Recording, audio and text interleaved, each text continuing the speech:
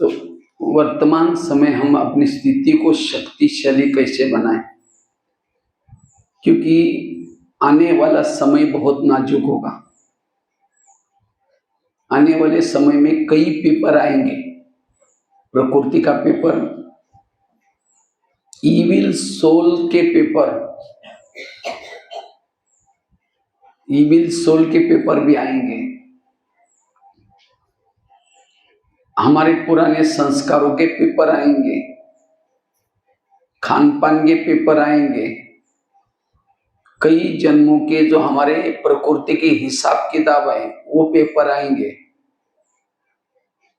लेकिन सभी पेपरों में पास होने के लिए हमारी स्थिति शक्तिशाली चाहिए।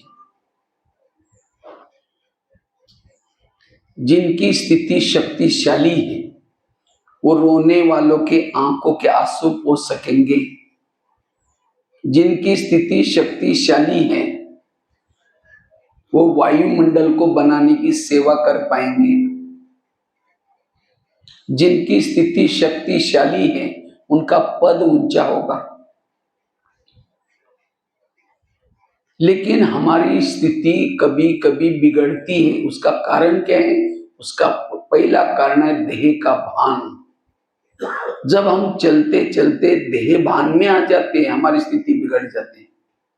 आज भी बाबा ने कितना बार बार, बच्चे देही अभिमानी बनो, आत्मा समझो, दृष्टि भाई बहन को रखो। लेकिन ये दृष्टि बिगड़ती है, स्थिति बिगड़ती है, किसी के दोष दिखते हैं, उन सब का कारण है देहभान। क्योंकि जहां देहभान आया वहां विकारों की जागृति हो गई। जहां देह का भान आया वहां दूसरे के दोष दिखना शुरू किया। इसलिए बाबा कहते हैं आत्मा का लेसन पक्का करो। वास्तव में हमारे टोटल ज्ञान योग का सार है आत्माभिमानी बनना। ये बीच का तो केवल विस्तार है ज्ञान का। आज हम योग करते, क्यों करते योग? योग इसीलिए करते हैं आत्माभिमानी बनने के लिए। अगर योग करके फिर भी मेरी आत्माभिमानी स्थिति नहीं है, इसका मतलब आपका शरीर बैठा था, मन बुद्धि कहीं भटक रहती। आज हम सेवा भी करते, किसी लिए करते? सेवाओं से दुआएं मिलती हैं। जैसे बाबा ने अव्यक्त इशारा में कहा, दुआएं रॉकेट का काम करते हैं। अगर सेवा करने के बाद फिर भी मेरी आत्मिक स्थिति नहीं है, मैं हल्का नहीं हूं, अशरीरी नहीं हूं, वो सेवा नाम मान शान के लिए, सेवा दिखावटी है। अगर असली सेवा दिल की सेवा होगी वो अशरीरी विधेय बनेंगी। आज ये ज्ञान का सब्जेक्ट, हम इतना ज्ञान सुनते हैं। कई कहते मैं कभी मुरली मिस नहीं करता हूं, रोज मुरली सुनता हूं। अगर आप मुरली सुनते हैं तो भान क्या चाहिए? आत्मा का भान चाहिए। अगर मेरा आत्मा का भान नहीं है, मुरली के पॉइंट सुनने तक है, वो धारणा में नहीं है। जिसके अंदर ज्ञान के पॉइंट का स्वरूप बनता है, जो ज्ञान के पॉइंट सुनता है उसका स्वरूप बनता है, वो पॉइंट स्वरूप आत्माभिमानी बनता है। इसलिए ज्ञान सुनने तक नहीं रखना, उसको धारण करना। आज कई कहते हैं मैंने जीवन में पवित्रता की धारणा, खान पान की धारणा, बाहर का खाना नहीं खाते, सारी धारणाएं हमने पक्की की। अगर धारणाएं आपकी पक्की है तो भान क्या चाहिए? आत्मा का भान चाहिए। अगर आत्मा का भान नहीं है, वो धारणा भी दिखावटी। जो रियल धारणाएं करेगा वो सोल कॉन्शियस। ये 4 सब्जेक्ट रखे बाबा ने आत्माभिमानी बनने के लिए। क्योंकि बाबा ऊपर से क्यों आया ये धरती पर? क्यों आया? आत्माभिमानी बनाने के लिए आया। सतयुग कब आएगा? जब हम आत्माभिमानी बनेंगे। ये सतयुग का कलयुग बना क्यों? हम देह भान में आने से। तो सारे ज्ञान पहले दिन जो सुना उसी को हमें पक्का करना है। अगर दुनिया के शास्त्र ग्रंथ इकट्ठे करो, एक पहाड़ बन जाएगा। मिला कुछ नहीं उसे, लोग गिरते गए तो बाबा ने आकर के हमें एक ही बात बताई, बच्चे तुम आत्मा हो। बस इसी से हमारी चढ़ती कला शुरू हो गई। हमें कोई नया पुरुषार्थ नहीं करना है।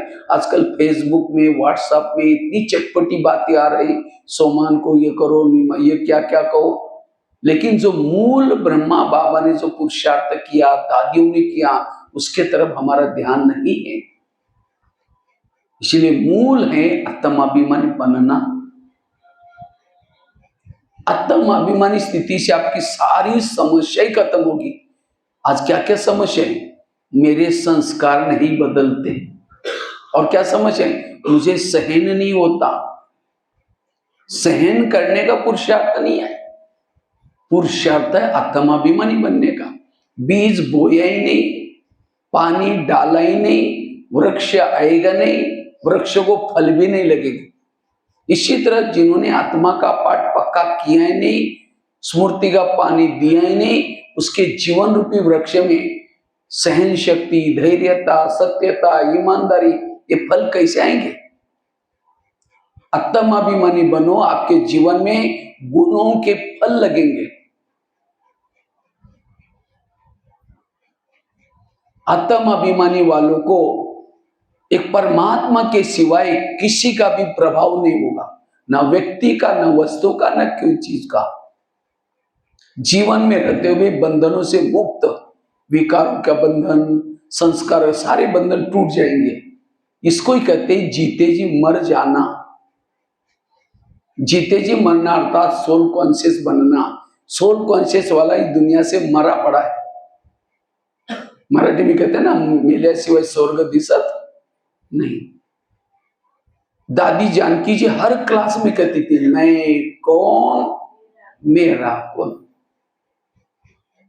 इसलिए मैं की स्मृति में जो आत्मा की स्थिति में रहता है, आंखें खुली, कान खुला है, देखते हुए न देखने की अवस्था है। आत्म अभिमानी वाला कर्म योगी है, उसका टाइम वेस्ट नहीं हो रहा है, हर पल बाबा से जुड़ा हुआ है। आत्म अभिमानी रहने से शरीर में वेव्स फैलते, किरणें फैलते, और उसी किरणों से हमें अतीन्द्रिय सुख की अनुभूति होती है। और जिसको ये अतीन्द्रिय सुख मिलता है, उस संसार की सुख फीका लगता है। कोई उसको मान दे, अपमान दे, कुछ नहीं चाहिए। पानाता सो वो तृप्त है, भरपूर है। आत्म अभिमानी स्थिति वाला ही उसकी जन्म जन्मांतर की सारी प्यास बुझ जाएगी। एक भाई कहता है, भाई साहब, अगर कोई आग के पास जाएगा तो क्या होगा? गर्मी का अनुभव होगा। अगर कोई बर्फ के पास जाएगा तो क्या होगा? ठंडक का अनुभव होगा। इसी तरह कोई सर्वशक्तिवान बाबा के पास कोई बैठेगा तो क्या होगा? शक्ति का, शांति का अनुभव होगा। लेकिन कहता, मैं डायमंड हॉल में बाबा आया था, 4 घंटा में बैठा था, लेकिन मुझे कोई अनुभव नहीं हुआ। बिल्कुल स्टेज के पास बैठा था, अनुभव नहीं हुआ। क्यों? अगर देह भान में जैसे कोई चुंबक है, चुंबक के सामने लोहे के टुकड़े डालो तो क्या होगा? खींच लेगा। लेकिन लोहे के टुकड़ों को बड़े से कपड़े के थान के अंदर लपेट करके डालो, खींचेगा? चुंबक खराब है। इसी तरह बाबा के सामने जो देह भान में बैठेगा, कोई अनुभव नहीं होगा। इसीलिए बाबा कहते, बच्चे ये आत्मा का पाठ पक्का करो। आत्माभिमानी वाला देवताओं के संस्कार, उसके अंदर देवताओं की संस्कृति आती है। इसलिए आत्मिक स्थिति में सदा रहना, इससे आप शक्तिशाली बन जाएंगे, हर समस्याओं का सामना कर सकेंगे। जैसे अभी सिक्किम के तरफ रात को 1 बजे अचानक बादल फट गया, अचानक सब चले गए। कितना सेकंड में, अगर से कितना लाश में तड़प के होंगे। इसीलिए ऐसे पेपर आएंगे, उसमें हमें ये आत्मा का पाठ पक्का चाहिए। दूसरी बात है, अगर हमें स्वयं की स्थिति को शक्तिशाली बनाना है, उसके लिए योग तपस्या के पर ध्यान देने की जरूरत है। विधि पूर्वक योग लगाने की जरूरत है। जितना योग से कनेक्ट रहेंगे, बाबा से कनेक्ट रहेंगे, उतना स्वयं की स्थिति को शक्तिशाली बना सकेंगे। शक्तिशाली बनने के लिए रोज के दिनचर्या में 3 बातें चाहिए। अमृत वेला का योग, क्लास के पहले योग, और तीसरा मुरली के महावाक्य सुनना। जो ये ब्राह्मण है 3 चीजें सवेरे सवेरे करता है, वो है शक्तिशाली। तो अमृत वेला कौन कौन करता है? हाथ खड़ा करो। अच्छा, सभी लोग करते हैं, लेकिन अमृत वेला का चुपचाप कोई आपका वीडियो बनाए जाए, आपको पता भी नहीं चले आप अमृत वेला योग करे थे, किसी ने आपका वीडियो बनाया, और वही वीडियो 10 बजे सवेरे आपको दिखाई जाए, क्योंकि मेरा है, मैंने ऐसे किया था, दीवार के सहारे बैठे, मुंह खुला, आंखें बंद, 2 बार मच्छर अंदर भी गया और बाहर भी आया, पता भी नहीं चला। अगर ऐसा योग करेंगे तो शक्तिशाली कैसे बनेंगे? इसीलिए आंखें खोल करके बैठो। जैसे कोई मेहमान को घर में बुलाओ, मेहमान बहुत बड़ा है, लेकिन आपका स्नेह प्यारा है, इसलिए 10 काम छोड़ के आपके पास आया, लेकिन जैसा मेहमान आया, अंदर से दरवाजा बंद करके कुंडी लगा करके सो जाओ। वो बेल बजा रहे, घंटी बजा रहे, दरवाजा नहीं खोलो, कैसा लगेगा उसको? इसी तरह वो तो चला जाएगा, 10 काम कर छोड़ के आए, उसे चला जाएगा। इसी तरह हम भी क्या करते हैं, बाबा को निमंत्रण देते हैं, मीठे बाबा, प्यारे बाबा, आप आ जाओ, हम आपसे बातें करनी है ना। बाबा तो पुकारते, बच्चे सामने आता है, लेकिन जैसा बाबा आता है, हम क्या करते हैं, मीठे बाबा, प्यारे बाबा करते करते धीरे धीरे दरवाजे खिड़की, तेरे द्वार खड़ा भगवान, भगत भर ले झोली। हम बाबा तो देखते ही तो दरवाजे खिड़की बंद है, वो चला जाता है, क्योंकि अमृत वाला बाबा कितना बिजी होगा, कितने बच्चे पुकारते हैं, क्योंकि बाबा एक है, पुकारने वाले बहुत, तो चला जाता है। फिर अचानक नींद खुल गई, फिर कहेंगे मीठे बाबा, फिर बाबा देखते हैं, अच्छे, फिर पीछे से फिर आवाज कर रहा है, फिर आता है, तब तक फिर बाद में। इसीलिए आंखें खोल करके बैठो, और केवल खोल के भी नहीं, अब कोई घर में मेहमान बैठा है, उसके चेहरे की तरफ देखते रहो। वो कहेंगे फोन क्यों किया था?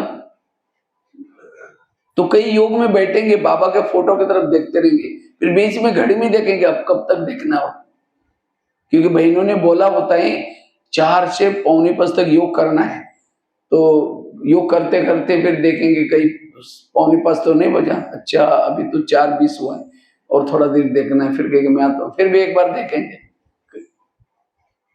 लगन में मगन होकर के बैठो। कई तो क्या करेंगे, मैं आत्मा हूं, शांत स्वरूप और शक्ति स्वरूप, अब जा रही हूँ चांद सूरज तारांगन के पार। अब तारांगन के पार से झुटका लगा के नीचे हड्डी गुड्डी टूट जाएगी। इसीलिए अमृत वेला अटेंशन से बैठना। एक कुमारी ने क्वेश्चन पूछा, कहते भाई साहब मैं अमृत वेला उठती हूँ, लेकिन परम धाम में नहीं जाती हूँ। हमने कहा क्यों? कहते उसी समय हमारे घर के ऊपर बहुत अंधेरा रहता है। देखो कैसे क्वेश्चन पूछते हैं। एक कुमार कहता है भाई साहब मेरे अमृत वेला नींद ही नहीं खुलती। हमने कहा क्यों? अलार्म लगाए करो। कहता है अलार्म लगा तो, लेकिन सुनाई नहीं पड़ता। हमने कहा क्यों? कहते हैं मैं सोने के लिए परम धाम में जाता हूँ, अलार्म तो धरती पर बजता है, लंबा डिस्टेंस है। देखो कैसे कैसे क्वेश्चन पूछते। हमने कहा परम धाम में नहीं जाते, धाम तो बहुत है, निद्रा लोग, स्वप्न लोग, कई लोग हैं। अब कई स्वप्न लोग में जाएगा तो कहां दिखाई सुनाई पड़ेगा। इसलिए बाबा तो कहते मैं रोज तुम्हारे घर में आता हूं तो दिखाई पड़ता है। बाबा को देखने के लिए हमें अलर्ट होकर के बैठने की जरूरत है, एक्टिव होने की जरूरत है। इसलिए जितना हम योग करेंगे यथार्थ विधि पूर्वक, उतना हम शक्तिशाली बनेंगे। तो योग की यथार्थ विधि क्या है? जैसे आजकल मोबाइल का जमाना है, मोबाइल को चार्ज करते, कैसे करते हैं? मोबाइल को प्लग के पास लाकर रखेंगे, दोनों तारे डालेंगे, केवल रखेंगे नहीं, तारे डालेंगे, स्विच चालू करेंगे तो मोबाइल क्या होता है? चार्जिंग हो जाता है। इसी तरह शरीर हमारा मोबाइल है, आत्मा उसकी क्या है? बैटरी है। तो बाबा ने क्या कहे, मोबाइल को, आत्मा रूपी बैटरियों को चार्ज करने के लिए जगह जगह पर प्लग के पॉइंट बनाया है। सेंटर क्या है? प्लग के स्थान है। तो हमें दिन में एक बार अपने शरीर को कहाँ लाना है? प्लग के पास, सेंटर के पास लाना है। और केवल लाकर रखना नहीं, समझो मोबाइल को प्लग के पास लाकर रख दिया, तारे डाली नहीं, चार्ज नहीं होगा। इसलिए मन बुद्धि लगानी है, और एक नहीं, दोनों भी। अच्छा, दोनों तारे डाली, लेकिन बाजू का बटन रात भर बंद था, चार्ज होगा? इसलिए स्मृति का स्विच चालू करो, बाबा ने मेरे पर क्या उपकार किए, बाबा मुझे क्या से क्या बना रहे। जितनी स्मृति गहरी उतना योग गहरा। अच्छा, तारे डाली, स्विच चालू किया, कभी तार प्लग में डाल रहे फिर निकाल रहे, डाल रहे निकाल रहे, चार्ज होगा? तो कैसे डालते निकालते हैं? समझो कोई माता योग लगाने के लिए आ रहे हैं, आते आते रास्ते में देखा कि बहुत अच्छा सब्जी वाला जा रहा है, फिर सोचे कि आज शाम को इसकी सब्जी बनाते हैं। पहले सोचे कि जाके योग करेंगे, जाते सब लेके आएंगे। यहाँ करके बैठे, लाल लाइट चल रहा है, गीत बज रहा है, शुरू करके मैं आत्मा हूँ, शांत स्वरूप हूँ, शक्ति स्वरूप हूँ। फिर सोचा अरे वो झोला तो लाए नहीं, थैला तो लाए नहीं, सब्जी कैसे लेके जाए? तार प्लग से निकल गई। फिर कह ठीक है, मैं आत्मा हूँ, शांत स्वरूप, उसके पास तो प्लास्टिक का झोला तो होगा ही, मैं आत्मा हूँ, शांत स्वरूप हूँ, शक्ति स्वरूप हूँ। फिर सोचे अरे घर में गैस के ऊपर जो दूध रखा था उसको बंद किया या कम किया, बंद किया, चलो बाद में देख लेते, मैं आत्मा हूँ, शांत स्वरूप हूँ। फिर कहेंगे घर में तो मेहमान आने वाला था, मैंने सोचा ला उसके लिए पूरन पोली बनाऊं, लेकिन चने की दाल तो है ही नहीं, चलो छोड़ो कुछ और बना देंगे, मैं आत्मा हूँ, शांत स्वरूप। लाल लाइट की सफेद लाइट हो गई योग का टाइम। अगर ऐसा योग करेंगे, आत्मिक स्थिति नहीं बनती, देह भान रहता है, और सारा दिन कोई निंदा करता है, फीलिंग आते हैं, कोई अपमान करता है, फीलिंग, वही बातें योग में याद आते हैं। शुरू करके मैं आत्मा हूँ, फिर कहेंगे मेरे को उन्होंने क्यों बोला, फिर कहेंगे ठीक है मैं आत्मा हूँ, फिर कहेंगे 15 दिन पहले भी तो बोला था मैं आत्मा हूँ, फिर कहेंगे सबके बीच में क्यों बोला। इसलिए योग की स्थिति बनाने के लिए हमें क्या करना है? विधि से योग लगाना है। दोनों तारे डालना है, स्विच चालू करना है, तार को बार बार निकालना डालना।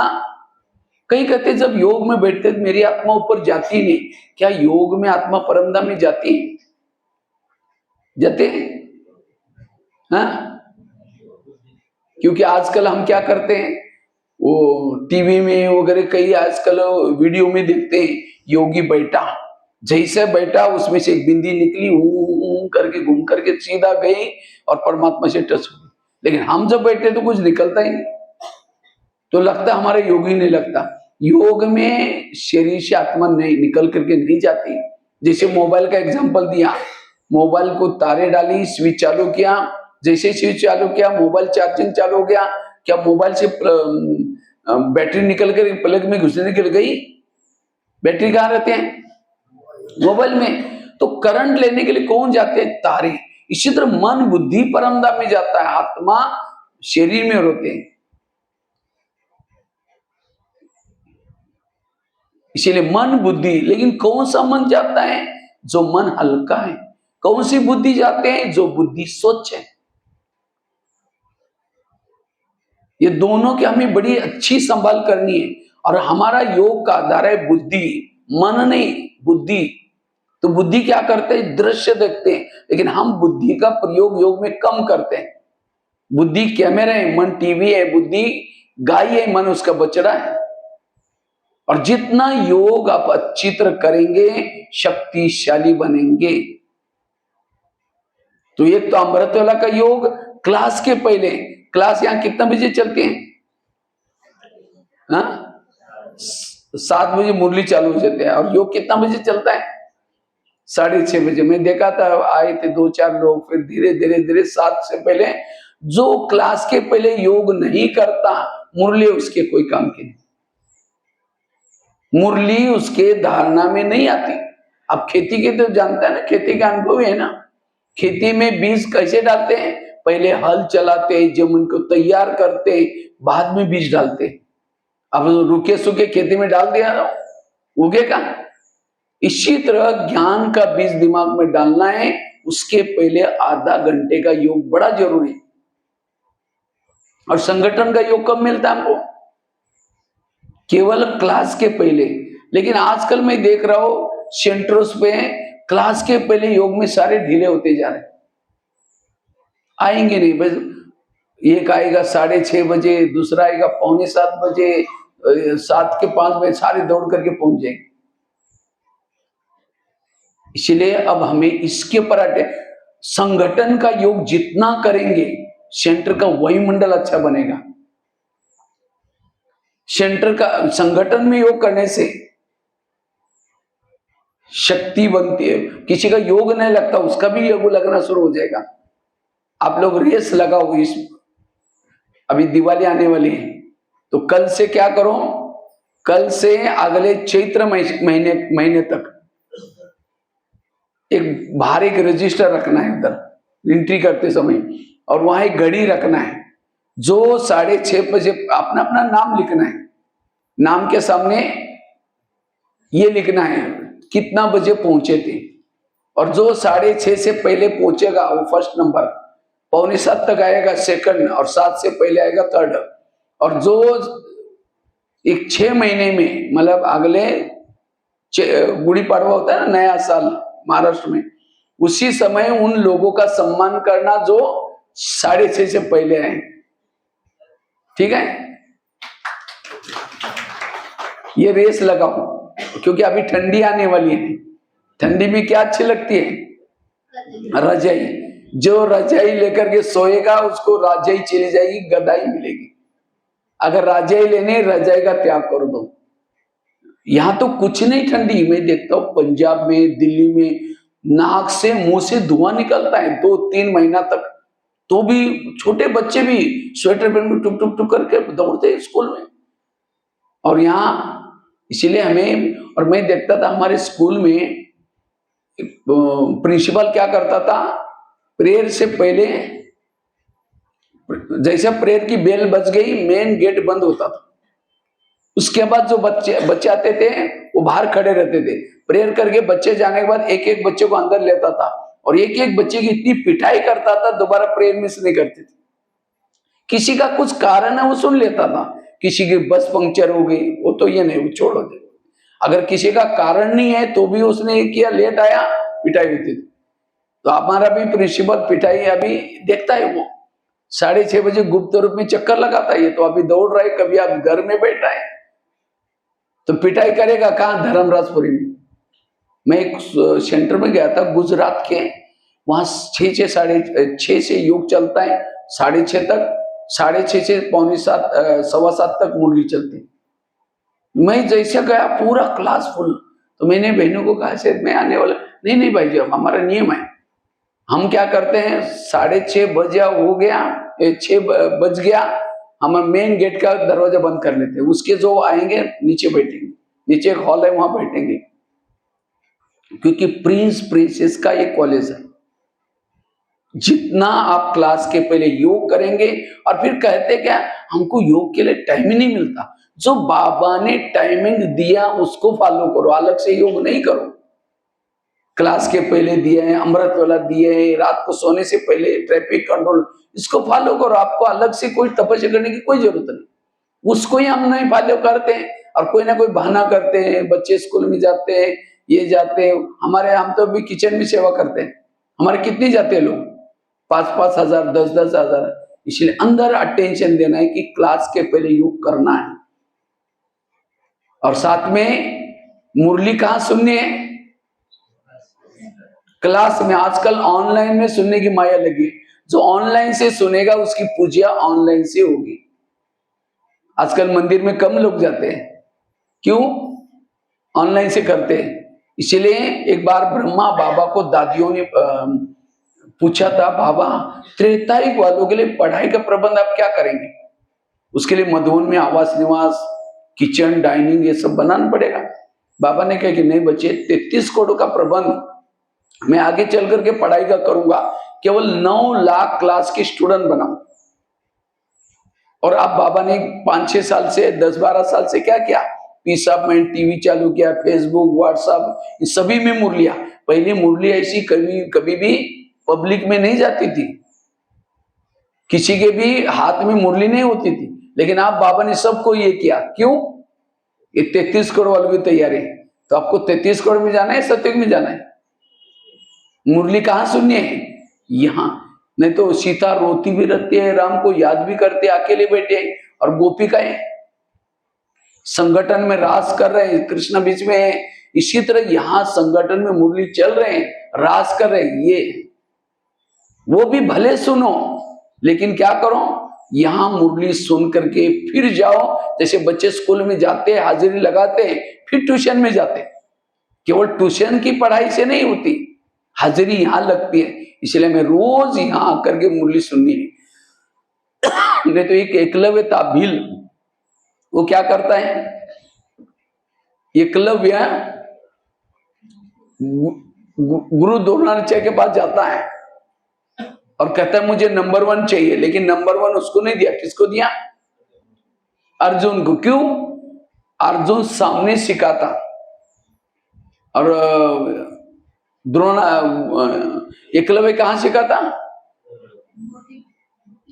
मूर्ति के सामने। इसी तरह ये फेसबुक, व्हाट्सएप, ये भी क्या है? मूर्ति, एक पुतला है, उसके सामने बैठ करके सीखेंगे। नंबर होशियार तो बनेंगे, शिवानी बेन की क्लासेस, महारतियों की क्लासेस सुनकर होशियार तो बनेंगे, नंबर 1 नहीं जाएंगे। नंबर 1 बनना हमें क्या सीखना है? यहां करके सीखना है।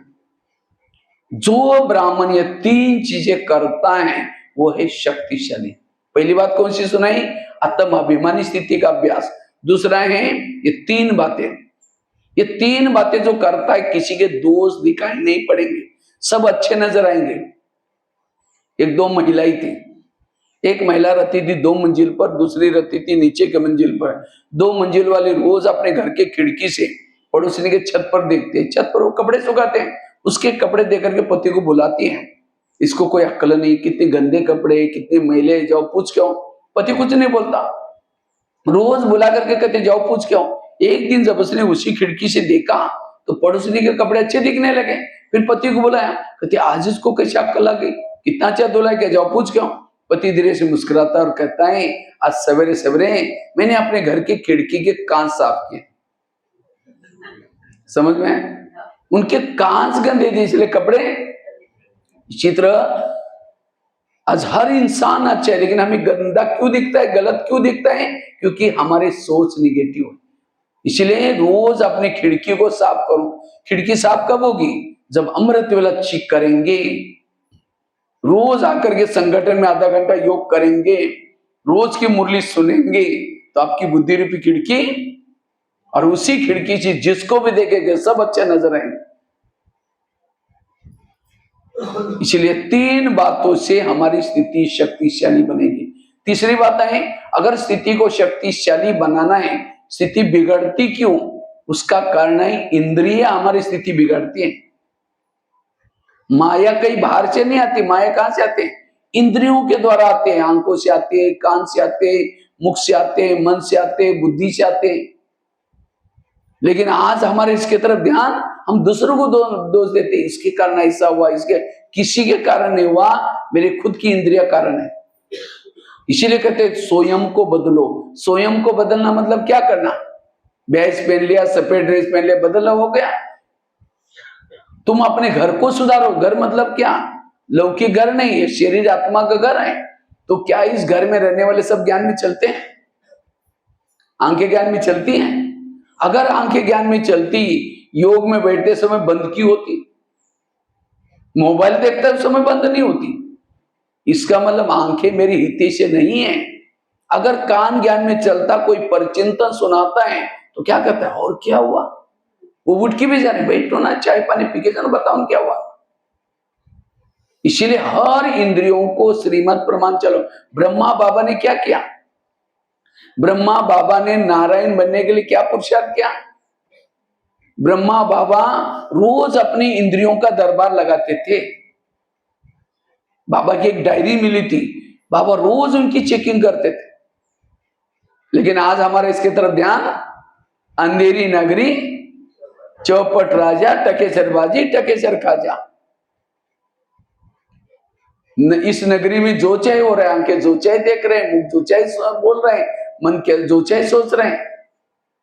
इसीलिए अगर अपने आप को शक्तिशाली बनाना है, इस शरीर रूपी किले को मजबूत कर दो। इसमें जो सिक्योरिटी है कौन? कान, मुंह, ये सब आत्मा की रक्षा करने वाले, रक्षक ही भक्षक बने।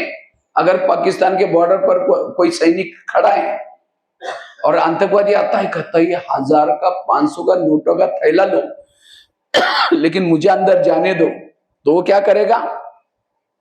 कितने लोगों को मारेगा?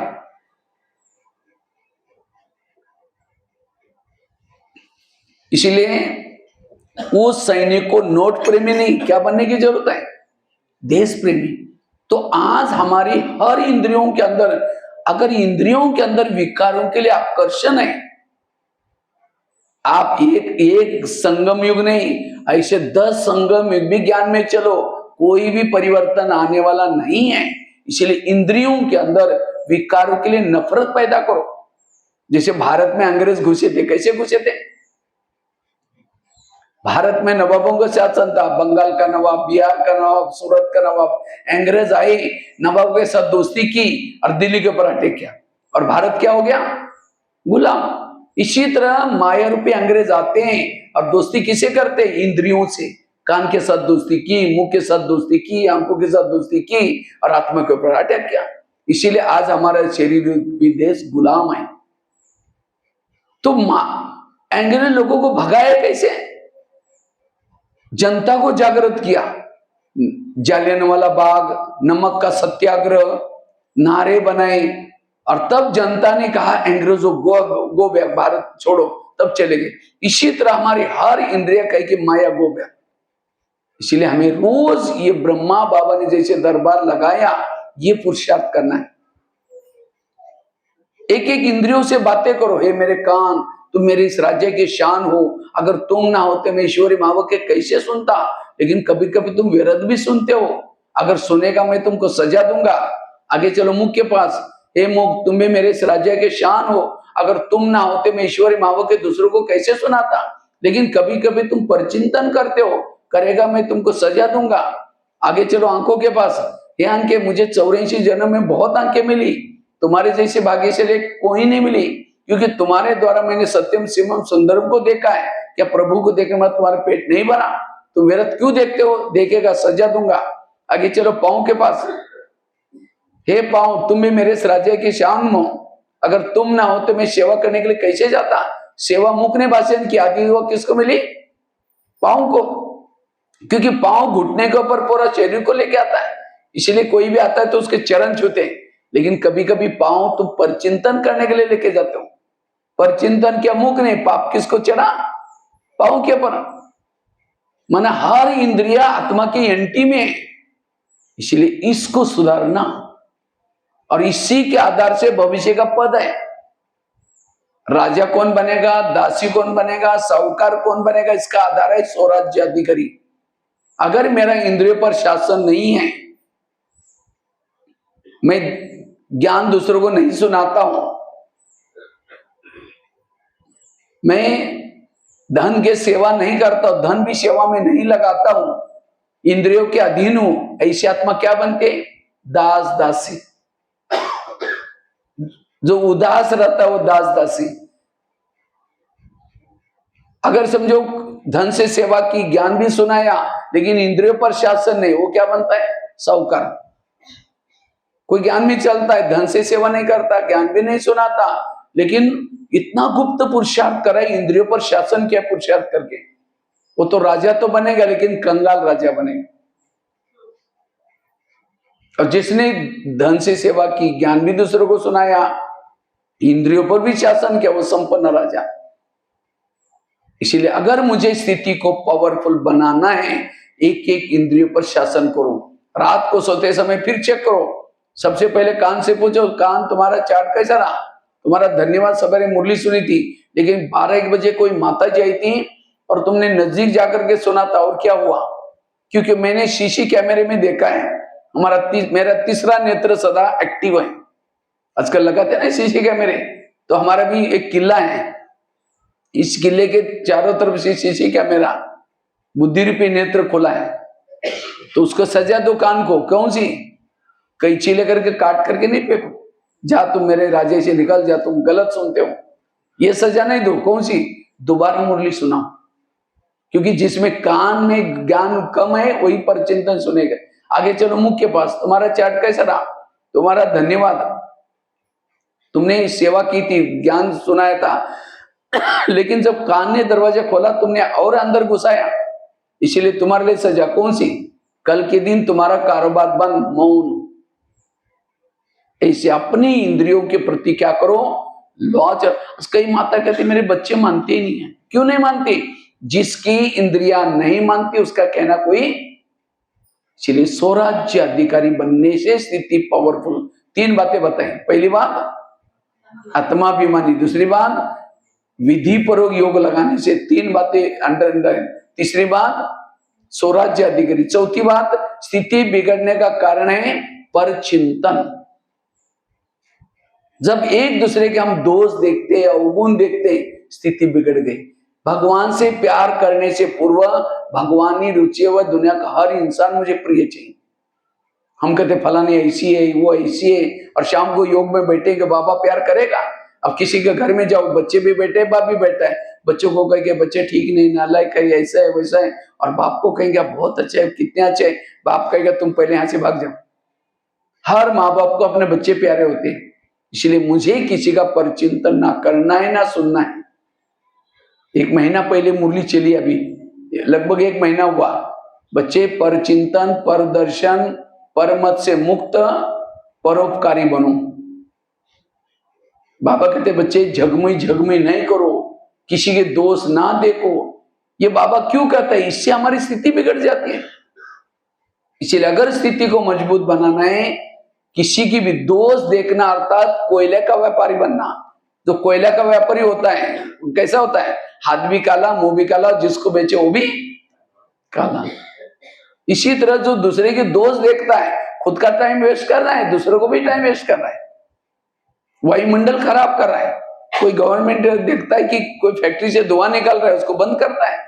परचिंतन करने वालों को बुद्धि का ताला बंद हो जाता है, मुरली के पॉइंट नहीं उसके बुद्धि में सब निकल जाता है। इसलिए परचिंतन से बचना। जो परचिंतन करता है वो आत्मचिंतन, परमात्मा चिंतन नहीं कर सकता। परचिंतन करने वाला खुद कमजोर है। जैसे कि कोई आकर के आपके घर में कचरा डाले, आप क्या कहेंगे, आपका धन्यवाद, रोज आया करो, जब पूजा होते है वहां डाला करो, ऐसे बोलेंगे, उसको तो भगाएंगे। लेकिन यहां कोई व्यर्थ बातें सुनाता है तो क्या करते हैं, और क्या हुआ, उठ के भी जा रहे, बैठो ना, चाय पानी पी के जाओ ना, बताओ ना और क्या हुआ। एक बार सुना तो दूसरे दिन रोज आएगा। जैसे कोई किसी को वोमिटिंग आते है, कहां जाता है, वॉश बेसिन में जाकर उल्टी करता है। अगर कोई वोमिटिंग करता है तो हम कहते हैं उसको भगाते हैं, और हम नाक बंद करके इधर मुंह करके, अब वो कोई उल्टी करता है तो उसको भगाते हैं। लेकिन यहाँ कोई उल्टी करता है तो परचिंतन सुनाते हैं, तो भगाने के बजाय आ जाओ। और कहां परचिंतन को सुनाते हैं, कान में, तो कान कोई वाष्पेशन तो नहीं है, वैसे कान का आकार कैसे, सुंदर सा वाष्पेशन है, बीच में नली भी है। तो इसलिए ऐसी बातों से स्वयं को बचाना, परचिंतन से बचना। परचिंतन करने वालों की भावना बिगड़ जाती है, और एक बार भावना बिगड़ गई, कई तो यहां से भी चले जाते हैं, कई को भावना बिगड़ने से सेवा भी नहीं करेंगे, इसलिए उससे बचना। लास्ट की बात है, अगर हमारी स्थिति बिगड़ती है, स्थिति को शक्तिशाली बनाना है, समर्थ सोचना शुरू करो, अपने संकल्प को समर्थ बना दो। और जिसके संकल्प समर्थ है उनकी स्थिति भी समर्थ है, क्योंकि संकल्प से शब्द बनते हैं, संकल्प से वृत्ति बनते हैं, संकल्प से दृष्टि बनते हैं, संकल्प से व्यवहार। जिसके संकल्प ही निगेटिव, बीज ही निगेटिव, वो खुद ही कमजोर। और आजकल वर्तमान समय जो माया जो प्रभाव कर डाल रहे हैं संकल्प के ऊपर, मुझे लगता है इस सीजन की जितनी भी मुरलियां चल रही है अभी, और सीजन के पहले रिवाइज मुरलियां, बच्चे संकल्प की बचत करो, समय की बचत करो, क्योंकि जिसके संकल्प गए उसका समय भी गया, उसकी शक्तियां भी गई। इसलिए संकल्प को सदा पॉजिटिव, जिसके संकल्प नेगेटिव उसको रात को चैन की नींद नहीं आती। जिसके संकल्प नेगेटिव है वो वायुमंडल खराब करता है, जिसके संकल्प नेगेटिव है उसके चेहरे में खुशी नहीं होगी, उसका शरीर थक जाता है, मन भी थक जाता है। जिसके संकल्प निगेटिव है उसको तनाव पैदा होता है। तनाव, तन में आना, देहभान आ गया। देहभान क्यों आया? क्योंकि वे संकल्प से देहभान आता है। जिसके संकल्प निगेटिव चलते उसको तनाव पैदा होता है। तनाव को इंग्लिश में क्या बोलते हैं? टेंशन। टेन मतलब कितना? 10, और सन मतलब बच्चे। टेंशन मतलब 10 बच्चे। पहले तो 2-4 है, फिर 10 पैदा होंगे। अब किसी के 10-12 बच्चे हैं, माँ बाप शांति से बैठेंगे। एक आएगा, पापा जी मुझे कपड़े चाहिए, उसको भगाओ। दूसरा कहेगा पापा जी मुझे परीक्षा की भी देने। जितने बच्चे उतनी समस्या भी। जिसके संकल्प ज्यादा चलते हैं वो योग में स्थिर नहीं बैठेगा। 2 मिनट शुरू करता है मैं आत्मा हूं, फिर कह मेरे को क्यों बोला, फिर कह ठीक है मैं आत्मा हूं, फिर कह 15 दिन पहले वही बातें याद आएगी। इसलिए कम संकल्प चलाना। संकल्प जो ज्यादा चलता है उसको शरीर की बीमारी होती है। इसीलिए कहते हैं ना, जिसका पांव गरम, पेट नरम, दिमाग ठंडा, उस घर में कोई डॉक्टर है उसको मार दो डंडा। पांव को कैसे रखो? गरम, पेट को नरम, दिमाग को। लेकिन आजकल उल्टा होता है, पांव रहते हैं ठंडे और दिमाग रहता है गरम। कहते नहीं इसने मेरा दिमाग ही गरम किया। दिमाग गरम किया मतलब उसने ऐसा व्यवहार किया, मेरे संकल्प ज्यादा चले। और जिसके संकल्प ज्यादा चलते हैं उसके शरीर में केमिकल्स उतरते, बीमारी होती है। आज 70% शरीर की बीमारी होते हैं निगेटिव से। आज किसी को पेट की बीमारी हो गई, ईर्ष्या वाले विचार चला है, पेट की बीमारी। किसी को दूर का कम दिखता है, दूसरे की बुराई को आंखें फाड़ फाड़ के देखता है। किसी का ब्लड प्रेशर हो गया, बीती हुई बातों को याद किया। किसी को अस्थमा हो गया, कोई भी बातों को पेट में दबा कर रखेंगे, दमे का प्रॉब्लम। आज किसी को स्पॉन्डिलाइटिस होता है, रास्ते में जा रहे सब्जी लाने के लिए, वो क्या करती है, वो क्या करता है, इधर उधर देखने वालों को स्पॉन्डिलाइटिस। फिर डॉक्टर को कहेंगे डॉक्टर जी मेरे गले में कुछ पता नहीं अकड़न हो रहे, तो डॉक्टर एक बड़ा सा पट्टा लगाता है। तो पट्टा लगेगा 6 महीना, ना इधर देखेगा ना इधर देखेगा, सीधा देखते चलना पड़ेगा। आज किसी को शुगर होते हैं, शुगर कोई मीठा खाने से नहीं होती, टेंशन क्या, मैं इसकी सास हूं, मैं इसका पति हूं, मैं इसकी माँ हूं, इसको मैंने पढ़ाया लिखाया, छोटे से बड़ा किया, जब इसकी शादी में अपनी पत्नी का मानता, मुझे नहीं पूछता। ऐसे निगेटिव से शुगर पति। और जब शुगर होगी तो क्या करेंगे? मीठा खाना बंद करेंगे, टेंशन में आना बंद नहीं करेंगे। तो सारी बीमारी का कारण है निगेटिव। इसलिए आजकल डॉक्टर क्या कहते हैं, ज्यादा सोचो नहीं, टेंशन में नहीं आओ, लेकिन उसके लिए कोई टैबलेट देता है। ब्रह्मा कुमारी का केंद्र एक बहुत बड़ा हॉस्पिटल है। किस चीज का हॉस्पिटल? मन का हॉस्पिटल। इसलिए हमें रोज पॉजिटिव बनना, कुछ भी बातें है जैसे सकारात्मक। आज किसी को ब्रेन हेमरेज होता है, ब्रेन में बालों से भी महीन नसें होती हैं, वो क्या काम करते हैं? खून सप्लाई होता है। लेकिन जब वो व्यक्ति ज्यादा सोचता है वो नसें फट जाते हैं, ब्रेन हेमरेज हो जाता है। तो मैं निगेटिव हूं या पॉजिटिव कैसा पता चलेगा? सामने से कोई व्यक्ति आ रहे हैं, रास्ता काट रहे हैं, चेहरा देखना पसंद नहीं करते आप निगेटिव।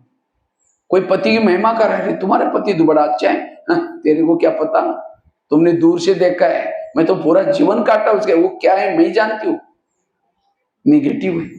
अगर कोई सास की महिमा करता है, अरे तुम्हारी सास तो बड़ी अच्छी है, अरे वो क्या है बुढ़िया मुझे पता है, निगेटिव। एक व्यक्ति के प्रति भी आप निगेटिव, आपके दिल में बाबा नहीं बैठेगा। बाबा को दिल में बिठाने के लिए क्या बनो? पॉजिटिव। पॉजिटिव वाला सुखी, निगेटिव वाला दुखी। जैसे कुकर को गैस के ऊपर रखते तो क्या होता है? गर्म होता है, गर्म होते होते सीटी मारना।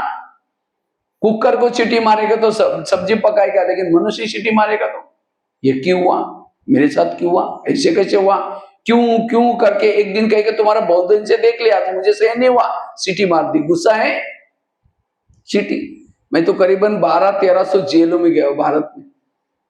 एक एक की कहानी पूछो, 70% लोग जो जेल में है गुस्से से। मैं तो काफी सारे स्कूलों में जाता हूँ, बच्चे जब सामने बैठते, बच्चों को पूछता, बच्चे ये बताओ इसमें से गुस्सा किसको किसको आता है? झूठ बोले कौवा काटे, सारे बच्चे हाथ खड़ा करते, सर हमको गुस्सा आता है। सामने टीचर बैठे रहते हैं, हमने कहा सर आप लोगों ने कोई गुस्से पर कंट्रोल करने का लेसन नहीं सिखाया? सर कहते हमको भी गुस्सा आता। तो आज लोगों के अंदर एक गुस्सा, और गुस्से का मूल कारण है मन के निगेटिव विचार। इसलिए पॉजिटिव बनो। पॉजिटिव वालों के पास शक्तियां होती है, सहन शक्ति, धैर्यता, और निगेटिव वालों के पास असुरी अवगुण और असुरी शक्तियां। अगर मुझे देवता बनना है, पॉजिटिव बनना है, कभी भी निगेटिव नहीं। तो पॉजिटिव कैसे बने? कर्म गति को याद रखो। कई कई कहते मैं इसके रास्ते में कभी गई नहीं, मैंने इसका बुरा कुछ किया नहीं, फिर भी ये मेरे साथ ऐसी क्यों करती है? ताली कभी एक हाथ से। आपके घर के जितने लोग आए, कोई आपको देने के लिए, कोई आपसे, और जिन्होंने लेने देने का गणित समझ लिया, उसको कभी समझो पति ने गाली दी, क्या समझो? अच्छा, इनका भी बहुत दिन का बाकी था, पूरा हो गया। पॉजिटिव लोग। कोई सास है, बहू को तंग करे, परेशान करे, बहू को तनाव, टेंशन आ रहा है, अगर सास और बहू का पिछले जन्म दिखाई जाए तो, आज जो बहू है पिछले जन्म उसकी सास थी, और जो सास है उस समय बहू थी, वो तंग करती थी, उसका हिसाब। इसीलिए कहते हैं ना, सास भी कभी बहू थी। आज मुझे बेटा मिला है, मेरा पति मिला, ये सब मेरे कर्मों का, कर्मों से शरीर बना, संबंधी मिला, और ये ज्ञान नहीं है। इसीलिए कहते हैं ये ऐसी क्यों करते, इसने ऐसा क्यों किया। संकल्प को पॉजिटिव बनाने के लिए कर्म गति को, वर्तमान के मेरे प्रॉब्लम मेरे ही कोई कर्मों का परिणाम है, कोई किसी का दोष नहीं है। दूसरी बात, जो हुआ अच्छा हुआ, कोई मेरी ट्रांसफर करे, कोई मेरे लिए कुछ भी करे, कल्याण है। तीसरी बात है, रोज हमें क्या करना है? अगर संकल्प को पॉजिटिव बनाना है, इसीलिए ड्रामा को पक्का करना है। तो आप लोगों को अपना अपना ड्रामा पसंद आया ना? ये कई कहते हैं क्या बाबा मेरा ड्रामा बनाया, पति भी खराब है, बच्चे भी झगड़ा करते हैं, पड़ोसी भी अच्छी नहीं है, मेरा ड्रामा थोड़ा बदल देना। तो किसको किसको ड्रामा बदलना, हाथ खड़ा करो। अभी मैं जा रहा हूं आज मधुबन में, बाबा मिलन का दिन है, जाते में बाबा कमरे में जब जाऊंगा ना, कहूंगा बाबा वर्धा में गया था, कुछ लोगों ने ड्रामा का, उनका ड्रामा पसंद है, बदलने के लिए कहा है। किसको किसको बदलना, हाथ खड़ा करो। अच्छा, सबको पसंद है, जिनको पसंद है हाथ खड़ा करो। नहीं बाबा मेरा ड्रामा बहुत अच्छा है, पसंद है। हाँ, पसंद मरा हुआ। अगर ऐसा है तो मतलब कुछ गड़बड़। अगर पसंद होता तो दोनों भी हाथ, क्योंकि ड्रामा बदल देंगे तो ये जो ड्रामा बना है वो भी बदल जाएगा। इसलिए वर्तमान समय अगर पॉजिटिव बनना है, ड्रामा एक ढाल है, ये ढाल के द्वारा आप व्यर्थों से बच सकते हैं। वैसे तो हम 3 बाप के बच्चे हैं, लेकिन माँ कितने हैं? 4, ब्रह्मा, मम्मा, लौकिक माँ, ड्रामा। और ड्रामा सबसे बड़ी माँ है, और माँ तो माँ होते हैं, माँ कभी भी बच्चे का बुरा नहीं करती। इसलिए ड्रामा को पसंद कर लो। इसलिए कोई भी कुछ भी कहता है, वाह वाह करो, वाह। मुझे लगता है लास्ट की जो मुरलियां चले मधुबन में, गुलजार दादी के तन में अव्यक्त वानियां, क्या वाह ड्रामा, वाह वाह बाबा वाह। बाप के दिल में, बच्चों के दिल में पूरा 80 बार 40 बार वही शब्द रिपीट हुआ है। आप लोगों ने जो सुना होगा अच्छी तरह ध्यान से, कई भाई बहन हमको फोन करके, और वो भी गुलजार दादी के वॉइस में। कई कहते हैं बाबा आजकल ऐसी मुरलियां क्यों चल रहे हैं? ये टोटल ज्ञान का सारा है, वाह वाह। कोई गाली भी दे, क्या बोलेंगे? आवाज नहीं आ रहा है, क्या बता? वाह ड्रामा। कोई झगड़ा करे, क्या बोलेंगे? वाह ड्रामा। कोई निंदा करे, क्या बोलेंगे?